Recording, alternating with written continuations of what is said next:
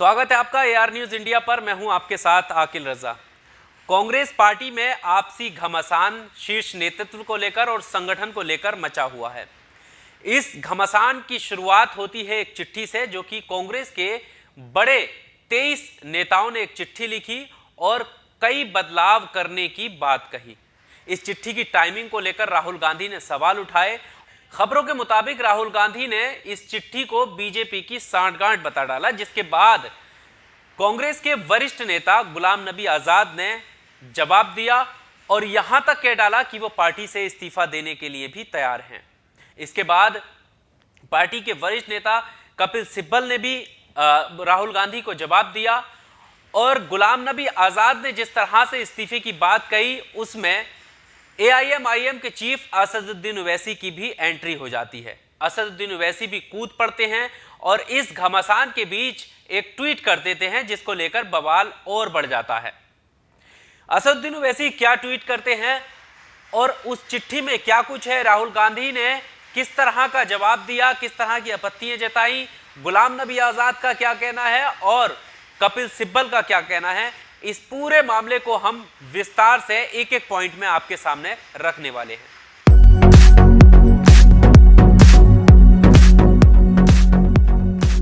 कांग्रेस में आपसी घमासान के पहले बिंदु की तरफ हम चलते हैं, जहां से इस विवाद की शुरुआत हुई।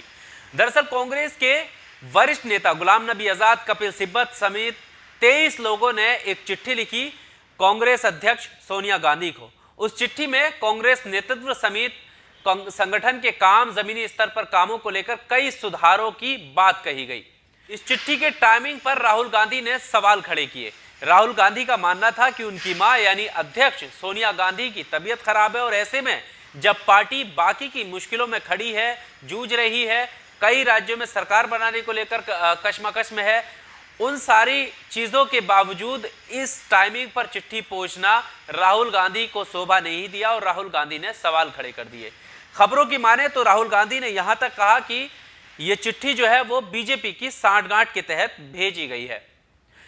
इस जवाब के बाद वरिष्ठ नेता गुलाम नबी आजाद ने राहुल गांधी को जवाब दिया और गुलाम नबी आजाद ने राहुल गांधी को इसका जवाब कांग्रेस की वर्किंग कमेटी की बैठक में दिया।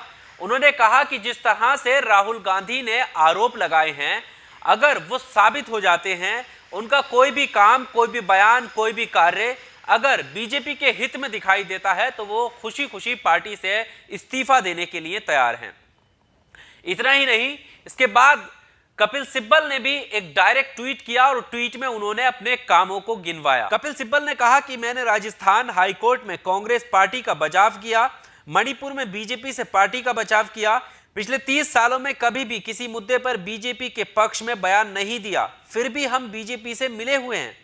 यानी कपिल सिब्बल ने राहुल गांधी के उस बयान को कोट करते हुए कहा कि आखिर कैसे वो ये कह सकते हैं कि हम लोग बीजेपी से मिले हुए हैं, या हमारी चिट्ठी जो सोनिया गांधी तक पहुंची है वो कैसे बीजेपी की सांठगांठ हो सकती है। लेकिन बड़ा मोड़ इस विवाद में तब आया जब एआईएम के चीफ असदुद्दीन ओवैसी इसमें कूद पड़े।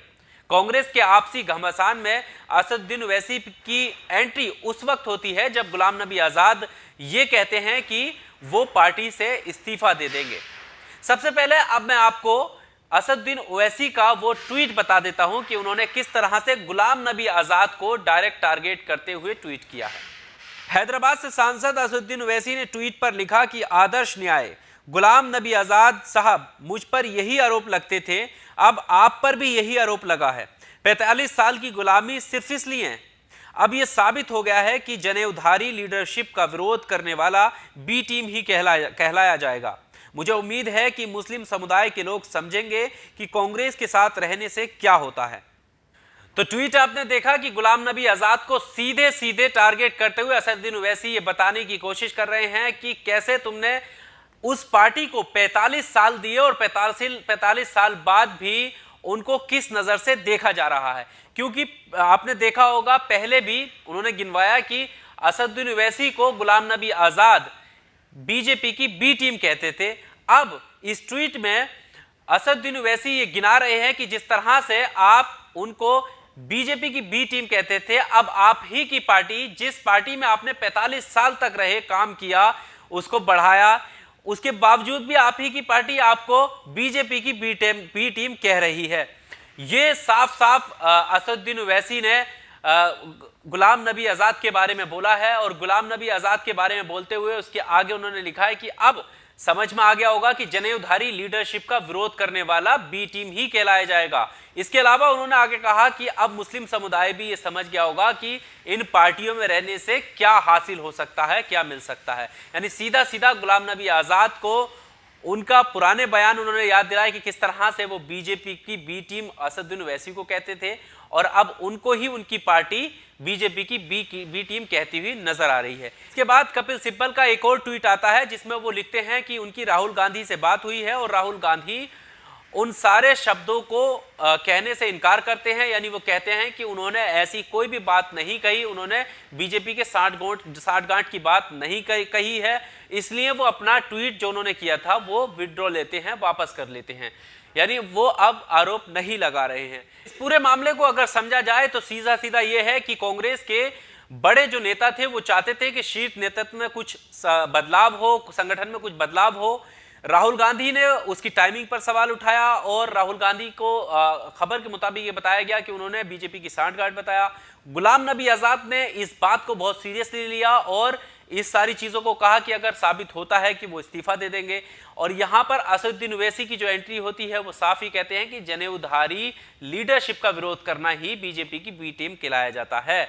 तो अब इन तीनों चीजों को लेकर आपका क्या मानना है, किस तरह से पार्टी की लीडरशिप को लेकर और राहुल गांधी के पलटवार को लेकर, साथ ही साथ जिस तरह से गुलाम नबी आजाद ने पार्टी छोड़ने की बात कही और असदुद्दीन ओवैसी ने गुलाम नबी आजाद को उनके 45 साल के करियर के बारे में बताते हुए जनेऊधारी लीडरशिप की बात कही। इन सारी चीजों को लेकर आपका क्या कहना है, कमेंट बॉक्स में आप अपनी राय जरूर दीजिएगा। वीडियो अगर अच्छा लगा हो तो लाइक कीजिए, ज्यादा से ज्यादा शेयर कीजिए और सब्सक्राइब करना चैनल को ना भूलिएगा। शुक्रिया।